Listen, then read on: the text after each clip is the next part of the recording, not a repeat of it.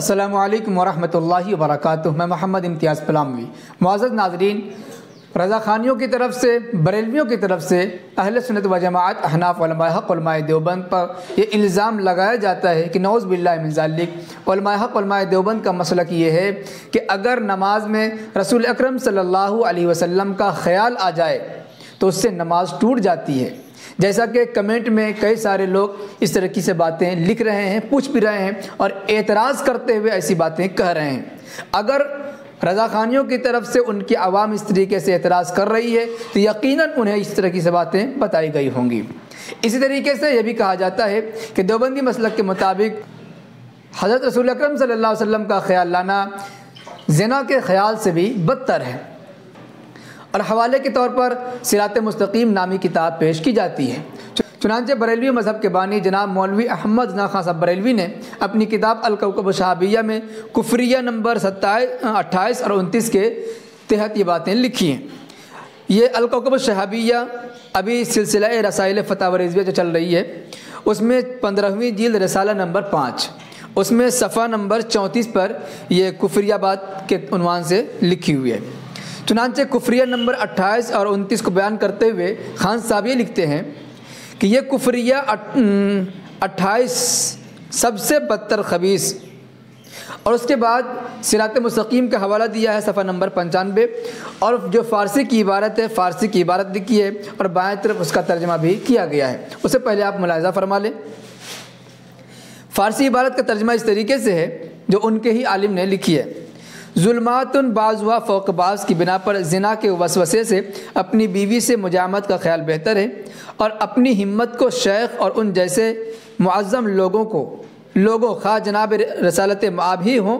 کی طرف مبذول کرنا اپنے گائے اور گدھے کی صورت میں مستغرق ہونے سے کئی گنا بدتر ہے، کیونکہ ان کا خیال تعظیم اور اجلال کے ساتھ انسان کے دل کی گہرائی میں چپک جاتا ہے، بخلاف گدھے اور گائے کے خیال میں نہ تو اس قدر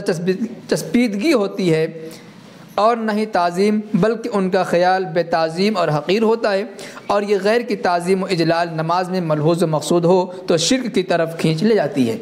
اس کے بعد آگے اس طریقے سے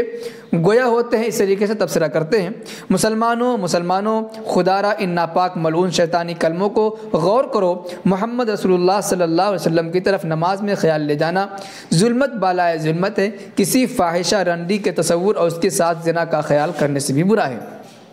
اپنے بیل یا گدھے کے تصور میں ہماتن ڈوب جانے سے بدر جہاں بدتر ہے۔ ہاں، واقعی رنڈی نے تو دل نہ دکھایا، گدھے نے تو کوئی اندرونی صدمہ نہ پہنچایا، نیچا تو محمد رسول اللہ صلی اللہ علیہ وسلم نے دکھایا کہ قرآن عظیم میں وہ خاتم النبیین پڑھ کر تازی نبوتوں کا دربار جلایا، ان کا خیال آنا کیوں نہ قہر ہو، ان کی طرف سے دل میں کیوں نہ زہر ہو۔ اسی طریقے سے بریلوی مذہب کے ایک مولوی ہیں جناب احمد یار خان نعیمی، انہوں نے اپنی کتاب جال حق کے صفحہ نمبر 401 میں دیوبندی عقائد اور سنی عقائد کے اسلامی عقائد کے عنوان سے یہ باتیں لکھی ہیں۔ صفحہ نمبر 401 میں 13 نمبر پہ یہ بات ہے۔ دیوبندی عقائد کے تحت لکھتے ہیں: نماز میں حضور علیہ السلام کا خیال لانا اپنے گدھے اور بیل کے خیال میں ڈوب جانے سے بدتر ہے۔ صراط مستقیم بائیں طرف اسلامی عقائد کے عنوان سے لکھتے ہیں کہ جس نماز میں حضور علیہ السلام کی عظمت کا خیال نہ ہو وہ نماز ہی نامقبول ہے، اسی لیے اتحیات میں حضور علیہ السلام کو سلام کرتے ہیں۔ معزز ناظرین، آپ نے بریلوی مذہب کی 2 کتابوں کے حوالے سے باتیں سنی کہ ان کے بریلوی مذہب کے بانی نے کیسا گھٹیا اور گندا تبصرہ کیا ہے، اور واضح انداز میں کہا ہے کہ ان کے نزدیک رسول اکرم صلی اللہ علیہ وسلم کا خیال لانا رنڈیوں اور فاحشہ کے خیال سے بھی بدتر ہے، اور پھر مزید الٹی سیدھی باتیں کہی ہیں۔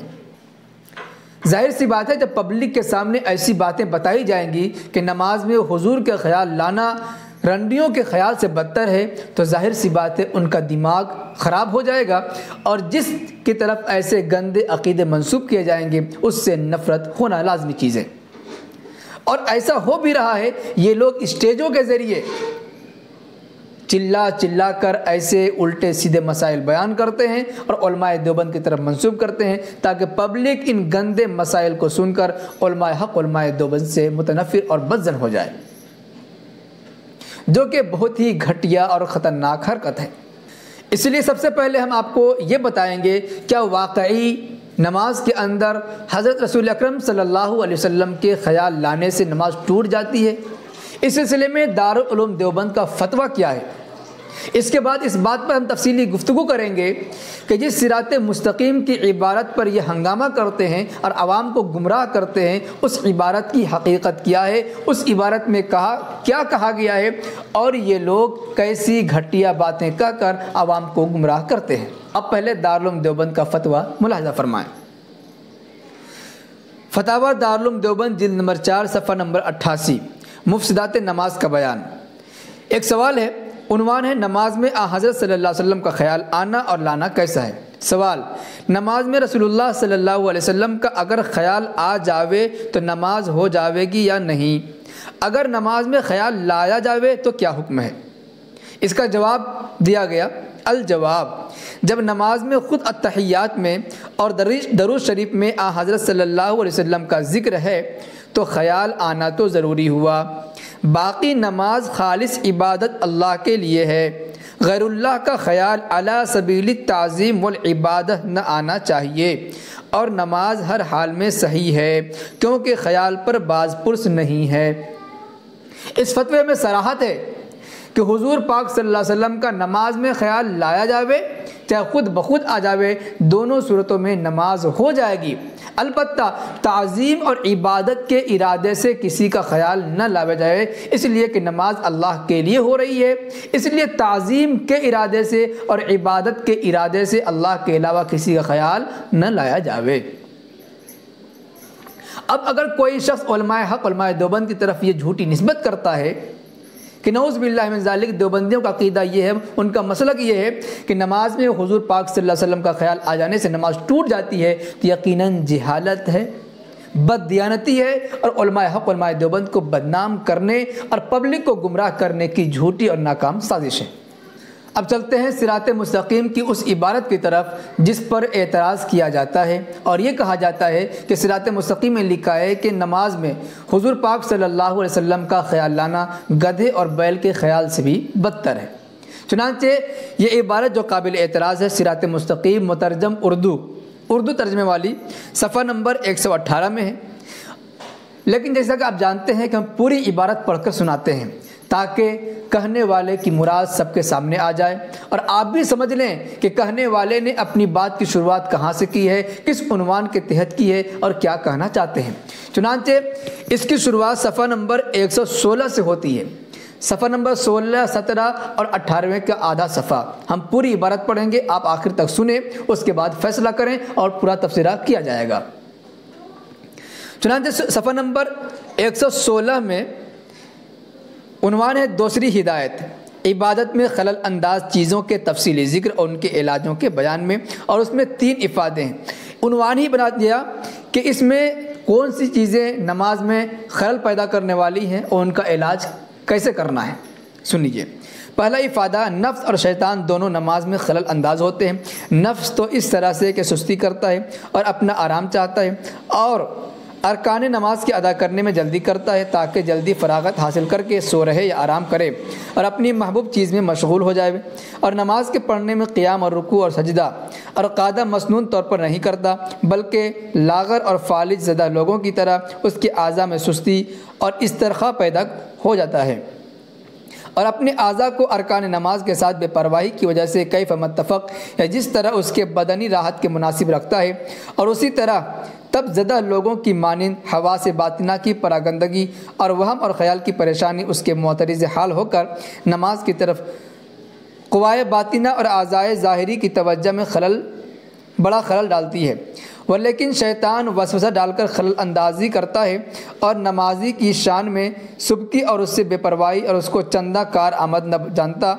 نہ جاننا اس کے بدترین وساوس سے ہے، اور یہ وسوسہ فرض کے استخفاف اور انکار کی وجہ سے بہت جلدی کفر تک پہنچا دیتا ہے اور آدمی کو کافر کر دیتا ہے، اور اس کا ادنا وسوسہ یہ ہے کہ اللہ تعالیٰ کے حضور اور اس کی ہم کلامی اور مناجات کے لذت سے اس طرف غافل کر دیتا ہے کہ رکعتوں یا تسبیحوں کی گنتی کو اچھی طرح جاننا چاہیے، ایسا نہ ہو کہ کوئی غلطی یا سہو واقع ہو جائے، اور قرآن کے حافظ کو غلطی سے بچنے کے واسطے متشابہات قرآنی کے خیال میں ڈال دیتا ہے، باوجود آنکھ وہی نماز خواہ ایک دفعہ یا 2 دفعہ یا 100 دفعہ آزما چکا ہوتا ہے کہ بقائے حضور میں نہ تو رکعتوں اور تسبیحوں کی تعداد میں کوئی خلل واقع ہوتا ہے اور نہ قرآن میں تشابہ واقع ہوتا ہے۔ یہ شیطان کا مکر ہے، اور رکعتوں اور تسبیحوں اور متشابہات کا یاد دلانا تو اس کا مقصود نہیں، بلکہ نمازی کو اس کے اعلیٰ مرتبے سے ادنا کی طرف اتارنا مقصود ہوتا ہے، یہاں تک کہ کشا اپنے اصل مقصود تک جا پہنچتا ہے، اور اس مردود کا اصلی مقصد یہی انکار اور کفر ہے، اور اگر اللہ تعالیٰ کے فضل سے اس کا وہ مقصود پورا نہ ہو تو لاچار ہو کر بمقتضائے اضافات اللحم فشرب المرقہ آہستہ آہستہ گاؤ خر کے خیال کی طرف لے جاتا ہے، حتیٰ کہ یہ صورت پیدا ہو جاتی ہے بر زبان تسبیح و در دل گاؤ خر، کہ زبان پر تو تسبیح ہے اور دل کے اندر گاؤ خر تو ایک مثال ہے۔ حضور خدا تعالیٰ کے سوا جو کچھ ہو، خواہ گاؤ ہو، خواہ گدھا، ہاتھی ہو یا اونٹ، سب کا یہی حکم ہے۔ طالب علم یہ نہ سمجھیں کہ صیغوں اور ترکیبوں میں ہماری سوچ بچار اس قبیل سے نہیں، افسوس، بلکہ یہ تو گاؤ خر کے خیال سے بھی نماز کا زیادہ مخل ہے، اور دانشمند لوگ یہ نہ سمجھیں کہ قرآن سے غریب مسائل کے استخراج کی فکر نماز کی تکمیل ہے، بلکہ یہ اس کا ناقص کرتا ہے۔ اور اہل مکاشفات یہ خیال نہ کریں کہ نماز میں شیخ کے تصور یا ارواح اور فرشتوں کی ملاقات کی طرف توجہ کرنا بھی اسی نماز کا حاصل کرنا ہے جو مومنوں کے لیے معراج ہے۔ نہیں، ہرگز نہیں، نماز میں یہ توجہ بھی شرک کی ایک شاخ ہے، خواہ وہ خفی ہو یا اخفا۔ یہ بھی نہ سمجھنا چاہیے کہ غریب مسائل کا سمجھ میں آ جانا اور ارواح و فرشتوں کا کشف نماز میں برا ہے، بلکہ اس کام کا ارادہ کرنا اور اپنی ہمت کو اسی کی طرف متوجہ کرنا اور نیت میں اس مدعا کا ملا دینا مخلص لوگوں کے خلوص کے مخالف ہے، اور خود بخود مسائل کا دل میں آ جانا اور ارواح اور فرشتوں کا کشف ان فاخرہ خلاتوں میں سے ہے جو حضور حق میں مستغرق با اخلاص لوگوں کے نہایت مہربانیوں کی وجہ سے عطا ہوا کرتے ہیں۔ بس یہ ان کے حق میں ایک ایسا کمال ہے کہ مثال کے موقع پر مجسم ہو گیا ہے، اور ان کی نماز ایسی عبادت ہے کہ اس کا ثمرہ آنکھوں کے سامنے آ گیا ہے۔ ہاں، حاجتوں کی وہ دعائیں جو باکمال نمازی سے مطلق بے نماز کی ذات میں حاجت روائی کے منحصر ہونے کے اعتقاد کے باعث عین نماز میں صادر ہوتی ہیں، اسی قبیل سے ہیں، یعنی نماز کے لیے کمال ہے گو وہ قلیل معاش ہی کے متعلق ہوں، اور اپنی حاجتوں کے بارے میں نفس کے ساتھ مشورے کرنا قبیح وسوسوں اور نماز کے نقصان میں سے ہے۔ اور جو کچھ حضرت عمر رضی اللہ تعالیٰ عنہ سے منقول ہے کہ نماز میں سامان سفر کی تدبیر کیا کرتے تھے، سو اس قصے سے مغرور ہو کر اپنی نماز کو تباہ نہ کرنا چاہیے۔ اس کے بعد ایک شعر ہے، اس کے بعد آگے فرماتے ہیں کہ حضرت خضر علیہ السلام کے لیے تو کشتی کے توڑنے اور بے گناہ بچے کے مار ڈالنے میں بڑا ثواب تھا، اور دوسروں کے لیے نہایت درجے کا گناہ ہے۔ جناب فاروق رضی اللہ تعالیٰ عنہ کا وہ درجہ تھا کہ لشکر کی تیاری آپ کی نماز میں خلل انداز نہ ہوتی تھی، بلکہ وہ بھی نماز کے کامل کرنے والوں میں سے ہو جاتی تھی، اسی لیے کہ وہ تدبیر اللہ جل شانہ کے الہامات میں سے ہیں، آپ کے دل میں ڈالی جاتی تھی، اور جو شخص خود کسی امر کی تدبیر کی طرف متوجہ ہو، خواہ وہ امر دینی ہو یا دنیاوی، بالکل اس کے برخلاف ہے، اور جس شخص پر یہ مقام کھل جاتا ہے وہ جانتا ہے ہاں بمقتضائے ظلمات بعضها فوق بعض، زنا کے وسوسے سے اپنی بیوی کی مجامعات کا خیال بہتر ہے، اور شیخ یا اسی جیسے اور بزرگوں کی طرف خواہ جناب رسالت مآب ہی ہوں، اپنی ہمت کو لگا دینا اپنے بیل اور گدھے کی صورت میں مستغرق ہونے سے برا ہے، کیونکہ شیخ کا خیال تو تعظیم اور بزرگی کے ساتھ انسان کے دل میں چمٹ جاتا ہے، اور بیل اور گدھے کے خیال کو نہ تو اس قدر چسپیدگی ہوتی ہے اور نہ تعظیم، بلکہ حقیر اور ذلیل ہوتا ہے، اور غیر کی یہ تعظیم اور بزرگی جو نماز میں ملحوظ ہو وہ شرک کی طرف کھینچ کر لے جاتی ہے۔ حاصل کلام اس جگہ وسوسوں کے مرتبوں کے تفاوت کا بیان کرنا مقصود ہے۔ انسان کو چاہیے کہ آگاہی حاصل کر کے کسی معنی کے ساتھ اللہ عز و جل کے حضور سے نہ رکے اور پیچھے نہ ہٹے۔ اور اس موقع پر اس خلل کا علاج اس طریقے سے بیان کرنا مقصود ہے کہ ہر کس و ناکس اس کو سمجھ سکے۔ معزز ناظرین، ابھی آپ نے صراط مستقیم کی مکمل اور مفصل عبارت کو سنا ہے۔ اس سے آپ نے اندازہ لگا لیا ہوگا کہ ان عبارتوں میں یہ بتلانا مقصود ہے کہ نماز جو کہ تمام عبادتوں میں سب سے اہم عبادت ہے، اسے اس طریقے سے ادا کیا جائے کہ خالص اللہ پاک ہی آپ کے ذہن میں ہو، ساری توجہ اللہ پاک کی طرف ہو۔ یہاں تک کہ طلبہ جو مدرسے میں پڑھنے والے ہیں وہ اگر اپنی کتابوں کے متعلق نماز میں خیال میں لاتے ہیں تو یہ بھی برا ہے۔ یہاں تک کہ وہ اولیاء کرام جنہیں کشف ہوتا ہے، اگر وہ نماز میں بھی کشف کے سلسلے میں سوچ رہے ہیں، فرشتوں کے بارے میں سوچ رہے ہیں، فرشتوں کا خیال لا رہے ہیں، تو یہ خیالات بھی برے ہیں۔ اسی طریقے سے کوئی شخص اگر نماز میں اپنے شیخ یا کسی بھی بزرگ ہستی کو جان بوجھ کر خیال میں لاتا ہے علی سبیل التعظیم والعبادہ، تو یہ تمام چیزیں نماز کے اندر خلل انداز ہوتی ہیں، اس سے نماز مکمل نہیں ہوتی ہیں۔ یعنی جس طریقے سے نماز میں اخلاص ہونی چاہیے، خالص اللہ کے لیے ہونی چاہیے، اس طریقے سے کامل نہیں ہو پاتی ہے۔ اگر کوئی شخص خالص مکمل نماز ادا کرنا چاہے اس طور پر کہ اس میں صرف اللہ کی طرف ہی توجہ ہو، تو اس کے لیے ضروری ہے کہ ہر قسم کے خیالات سے اپنے ذہن کو پاک رکھے۔ اور ایسی ہی نماز کے بارے میں کہا گیا ہے کہ نماز مومن کے لیے معراج ہے۔ جب انسان نماز پڑھتا ہے تو گویا وہ اپنے رب سے بات کر رہا ہوتا ہے، اور یہ اسی وقت ہوگا جب کہ ساری توجہ نماز کے اندر صرف اللہ تعالیٰ کی طرف ہوگی۔ چنانچہ حدیث پاک میں ہے، جیسا کہ مشکوٰۃ شریف کے صفحہ نمبر 11 میں پہلی حدیث حضرت عمر فاروق رضی اللہ تعالیٰ عنہ سے منقول ہے کہ ایک مرتبہ حضرت جبرائیل علیہ السلام انسانی شکل میں تشریف لائے اور اسلام ایمان کے سلسلے میں مختلف سوالات کیے۔ ان میں سے ایک سوال یہ بھی کیا، اخبرنی عن الاحسان، کہ احسان کے بارے میں بتائیے، احسان کسے کہتے ہیں؟ تو آقا نامدار مدینہ کے تاجدار صلی اللہ علیہ وسلم نے جواب دیا، ان تعبد اللہ کأنک تراہ فإن لم تکن تراہ فإنہ یراک، کہ نماز اس طریقے سے پڑھو گویا کہ تم نماز میں اللہ کو دیکھ رہے ہو، اور اگر اللہ کو نہیں دیکھ رہے ہو، یہ کیفیت تمہارے اندر نہیں ہو رہی ہے، تو یہ بات تو لازمی ہے کہ اللہ تمہیں دیکھ رہا ہے۔ اگر اس خیال کے ساتھ، اس اہتمام کے ساتھ نماز پڑھو تو یہی احسان ہے، یہی اخلاص ہے۔ ایسی ہی نماز اللہ کے یہاں مقبول ہے کامل طریقے سے، اور یہ کامل درجہ اس وقت حاصل ہوگا کہ گویا کہ تم اللہ کو دیکھ رہے ہو، جبکہ تمام توجہات سے ہمارا ذہن پاک صاف ہو اور ساری توجہ اللہ کی طرف ہو۔ اگر یہ کیفیت ہو جائے گی تو مکمل طریقے سے نماز ادا ہوگی، احسان والی نماز ادا ہوگی۔ اور ایسی نماز پڑھنے کے لیے یہ تدبیر بتائی ہے کہ اس کے لیے ضروری ہے کہ نماز میں ہر قسم کے خیالات سے بچا جائے۔ چنانچہ آپ نے ہدایت میں سنا ہوگا کہ یہ باب اور یہ ہدایت نمبر 2 جو ہے اس بارے میں بیان میں ہے کہ کون سی چیزیں نماز میں خلل انداز ہوتی ہیں، خلل پیدا کرتی ہیں، اور اس سے بچنے کا علاج کیا ہے۔ اس کے بارے میں اس کے بعد یہ باتیں آئی کہ اگر کوئی طالب علم ہے نماز کے دوران صیغے وغیرہ کا خیال لاتا ہے تو یہ نہ سمجھے کہ ہم بہت اچھا کام کر رہے ہیں، بلکہ یہ بھی شیطان کا دھوکہ ہے، اس سے بھی نماز میں خلل پیدا ہوتی ہے۔ بلکہ اس طالب علم کے بارے میں بھی کہا گیا ہے کہ اس کا وسوسہ کرنا، یہ خیال لانا اور چیزوں کے مقابلے میں زیادہ برا ہے۔ اسی طریقے سے کوئی حکیم ہے، حکمت کی باتیں اگر نماز میں سوچ رہا ہے اور یہ سوچ رہا ہے کہ ہماری نماز بہت اچھی طرح ہو رہی ہے، تو یہ بھی اس کی خام خیالی ہے۔ اسی طریقے سے کوئی پیر صاحب ہے، کوئی اللہ کا بندہ، اللہ کا ولی ہے، اپنے پیر کا، اپنے شیخ کا نماز میں خیال لاتا ہے اور سمجھتا ہے کہ اس سے ہماری نماز مکمل ہوگی، تو یہ بھی شیطان کا دھوکہ ہے۔ لہٰذا نماز میں کسی چیز کا خیال لانا برا ہے، لیکن کتاب میں صاف طور سے لکھا ہے کہ اگر نماز میں اچھی اچھی چیزوں کا خیال آ جاوے، جنت کا، جہنم کا خیال آ جاوے، کشف ہو جائے، اللہ کی کچھ نعمتیں آپ کے خیال میں آ جائیں، تو یہ اللہ کی طرف سے نعمت ہے۔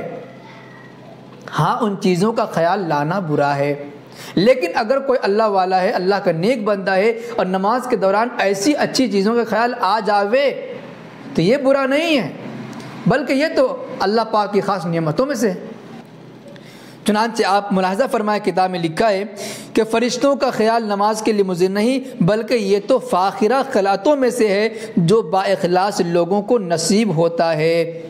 مثال دیتے ہوئے یہ بھی کہا کہ حضرت عمر رضی اللہ تعالی عنہ نماز پڑھتے تھے اور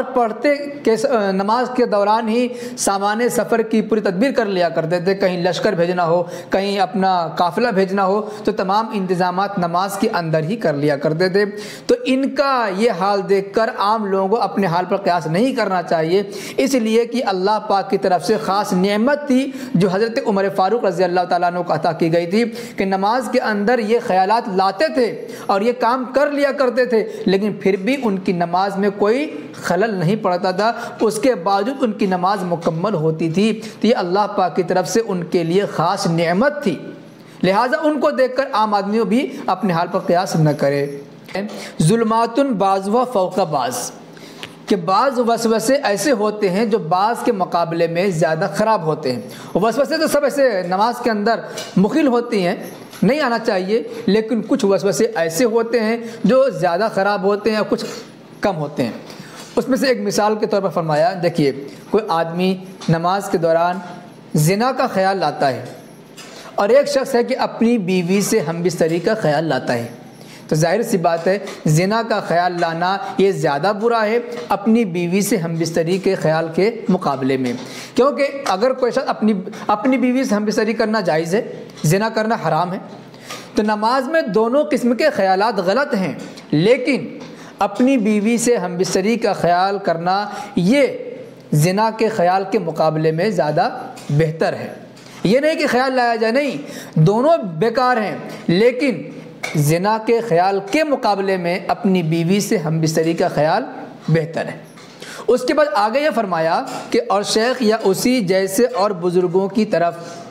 شیخ مطلب اپنا شیخ، اپنا پیر صاحب، یا اپنے پیر کے علاوہ اور جو دیگر پیر ہیں، دیگر اللہ کے ولی ہیں، اب اس میں خواہ جناب رسالت مآب ہی کیوں نہ ہو، ہمارے نبی ہی کیوں نہ ہو، تو دیکھیے یہاں پر خاص طور سے نبی پاک علیہ السلام نے بیان کیا گیا ہے الگ سے، بلکہ اصل یہ بیان کرنا ہے کہ کوئی بھی اللہ کا ولی کیوں نہ ہو۔ اب اللہ کے ولی میں عام ولی لے لیجئے، صحابہ کرام لے لیجئے، یا اللہ کے نبی کو ہی لے لیجئے، کیونکہ اللہ کا نیک بندہ ہے، وہ بھی شیخ ہیں، پیر مرشد ہیں۔ اپنی ہمت کو لگا دینا اپنے بیل اور گدھے کی صورت میں مستغرق ہونے سے، ڈوب جانے سے برا ہے۔ اب آگے وجہ خود ہی لکھی ہے کہ نماز میں حضور کا خیال لانا، کسی اللہ کے بندے کا، اللہ کے ولی کا خیال لانا گدھے اور بیل کے خیال سے کیوں برا ہے، اس کی وجہ لکھی ہے۔ اگر آپ اس وجہ کو پڑھ لیں گے تو اشکال ختم ہو جائے گا، لیکن وجہ کی طرف کوئی توجہ نہیں دیتا ہے۔ وجہ کیا ہے؟ لکھا ہے کیونکہ شیخ کا خیال تو تعظیم اور بزرگی کے ساتھ انسان کے دل میں چمٹ جاتا ہے۔ دیکھیے یہاں پر شیخ کا لفظ استعمال ہوا، نبی کا لفظ استعمال نہیں ہوا ہے، اس لیے کہ یہاں خاص طور سے حضور پاک کا بیان کرنا مقصود نہیں ہے، بلکہ یہ بیان کرنا ہے کہ چونکہ یہ تصوف کا معاملہ ہے، تصوف میں زیادہ تر اپنے بزرگوں کا خیال لاتے ہیں لوگ، یہ صرف ہمت کا مسئلہ ہے۔ تو اس میں کیا کہا کہ کیونکہ اگر شیخ کا خیال لائیں گے تو شیخ کا جب بھی خیال آئے گا، حضور کا خیال آئے گا، تو ایک قسم کی تعظیم ہوگی اور بزرگی ہوگی، تو ان کی بزرگی انسان کے دل میں چمٹ جاتا ہے، اور بیل اور گدھے کے خیال کو نہ تو اس قدر چسپیدگی ہوتی ہے اور نہ تعظیم ہوتی ہے، بلکہ حقیر اور ذلیل ہوتا ہے۔ اور غیر کہ یہ تعظیم اور بزرگی جو نماز میں ملحوظ ہو، یعنی اگر کوئی شخص نماز میں کسی بزرگ کی تعظیم کر رہا ہے، تعظیم کے ارادے سے اس کا خیال لا رہا ہے، تو یہ شرک کی طرف لے جانے والا عمل ہے۔ اس لیے کہ نماز اللہ کے لیے ایک عبادت ہے، اور نماز کے دوران اللہ کے علاوہ جب کسی اور بزرگ ہستی کا خیال علی سبیل تعظیم والعبادت لائیں گے تو گویا کہ تعظیم کس کی ہو گئی؟ اس بندے کی تعظیم ہو گئی، اور نماز کس کے لیے ہو رہی ہے؟ اللہ کے لیے ہو رہی ہے، اور اللہ کے ساتھ اللہ کے ولی کو شامل کیا جا رہا ہے، شرکت ہو رہی ہے، کیونکہ تعظیم اور عبادت کے خیال سے ان کا خیال لایا گیا ہے، تو یقیناً یہ شرک کی طرف لے جانے والا ہے۔ اور اگر کوئی شخص گدھے کو، بیل کو، عام مخلوق کو اپنے ذہن میں لائے گا تو یقیناً جب بھی اس کا خیال آئے گا تو اس کی تعظیم مقصود نہیں ہوتی ہے۔ جب اس کی تعظیم مقصود نہیں ہوتی ہے تو کسی بھی بندے کا ذہن اس کی تعظیم اور اس کی عبادت کی طرف نہیں جائے گا۔ اور یہاں پر یہی بتلانا مقصود ہے کہ عبادت اور تعظیم کے ارادے سے اگر کسی کا خیال لائیں گے تو چونکہ اللہ کے ساتھ شرکت ہونے کا وہم ہو رہا ہے جو کہ شرک کا ایک حصہ ہے، تو چونکہ اس سے شرک لازم آئے گا یا شرک کی طرف لے جانے والا عمل ہے، اس لیے کسی بھی بزرگ کا خیال نہیں لانا چاہیے۔ آگے دیکھیے صراحت موجود ہے کہ اس کا حاصل کلام یہ ہے کہ اس جگہ وسوسوں کے مرتبوں کے تفاوت کا بیان کرنا مقصود ہے۔ انسان کو چاہیے کہ آگاہی حاصل کر کے کسی معنی کے ساتھ اللہ عز و جل کے حضور سے نہ رکے اور پیچھے نہ ہٹے۔ ظاہر سی بات ہے جب اللہ پاک کی تعظیم اور عبادت کر رہے ہیں تو ان کے ساتھ اگر کسی بزرگ ہستی کا خیال علی سبیل تعظیم لائیں گے تو ذہن اس کی طرف عبادت اور تعظیم کے ارادے سے منتقل ہوگا، اور ایسا کرنا شرک کا دروازہ کھولنا ہے، شرک کی طرف جانا ہے، اس لیے برا ہے۔ اسی سے یہ اعتراض بھی ختم ہو جاتا ہے جو لوگ اعتراض کرتے ہیں کہ اگر علماء دیوبند کا یہ فتویٰ ہے کہ نماز میں حضور پاک کا خیال آنے سے، نماز میں حضور پاک کا خیال لانے سے نماز نہیں ٹوٹتی ہے، نماز ہو جاتی ہے، تو جن لوگوں نے یہ لکھا ہے کہ نماز میں حضور کے خیال لانے سے سور، بیل، گدھے کا خیال لانا بہتر ہے، تو ان کے بارے میں کیا فتویٰ ہے؟ تو بھائی اس میں فتوے کی کوئی بات ہی نہیں ہے۔ صراط مستقیم میں تو اس بات پر زور دیا گیا ہے کہ نماز میں ہر قسم کے وسوسے سے انسان کو پاک صاف رہنا چاہیے تاکہ احسان والی نماز ادا ہو جائے، خالص اللہ کے لیے نماز ہو۔ اور یہاں پر یہ لکھا ہے کہ تعظیم کے ارادے سے کسی بزرگ ہستی کا خیال نہیں لانا چاہیے۔ تعظیم کا ارادہ نہیں ہے تو کسی کا بھی خیال آ جائے کوئی دقت نہیں ہے۔ بھائی ظاہر سی بات ہے کوئی درود پاک پڑھے گا، اتحیات پڑھے گا تو حضور کا خیال تو آئے گا ہی، لیکن احسان یہ ہے کہ تعظیم کے ارادے سے نہ آوے۔ اسی صراط مستقیم میں وضاحت ہے کہ اگر نماز میں خود بخود ایسی باتیں آ جاتی ہیں جنہیں ہم نعمتوں میں سے شمار کرتے ہیں تو یہ اللہ کا خاص احسان و فضل ہے، لیکن کسی بھی چیز کو خواہ وہ جنت ہو، جہنم ہو، حضور پاک کا ہی خیال کیوں نہ ہو، تعظیم کے ارادے سے، عبادت کے ارادے سے ان کا خیال نہیں آنا چاہیے اور نہیں لانا چاہیے۔ یہ برا ہے فتوے کے روح سے بھی اور احسان کے روح سے بھی۔ جہاں تک تعلق ہے نماز ہونے کا تو نماز تو ہو ہی جائے گی، نماز ہو جائے گی، لیکن لانا برا ہے، نہیں لانا چاہیے۔ معزز ناظرین، اس تفصیل سے آپ نے جان لیا کہ علماء دیوبند کا مسلک یہ ہے کہ حضور پاک صلی اللہ علیہ وسلم کا خیال نماز میں آ جانے سے یا لانے سے نماز میں کوئی فرق نہیں پڑتا ہے، نماز بہرحال ہو جاتی ہے۔ اور صراط مستقیم کی عبارت کا خلاصہ یہ نکلا کہ کسی بھی بزرگ ہستی کو نماز میں خیال میں لانا جان بوجھ کر صرف ہمت کے طور پر، یعنی جان بوجھ کر ان کا خیال لانا یہ برا ہے، اس لیے کہ ان ہستیوں کا جب خیال آئے گا تو تعظیم ہوگی اور تعظیم کی وجہ سے ایک قسم کا شرک کا دروازہ کھلے گا، اور تصوف کے یہ تصوف کے اصول کے خلاف ہے، کیونکہ تصوف میں یہی سکھایا جاتا ہے کہ کس طریقے سے نماز احسان والی ہو، یعنی ایسی نماز جس میں صرف اللہ کی طرف توجہ ہو اور غیر اللہ کی طرف تعظیم کے ارادے سے کسی کا خیال نہ لایا جاوے۔ تو یہاں پر صرف ہمت کی ممانعت ہے، یعنی صرف ہمت جان بوجھ کر خیال نہ لایا جاوے۔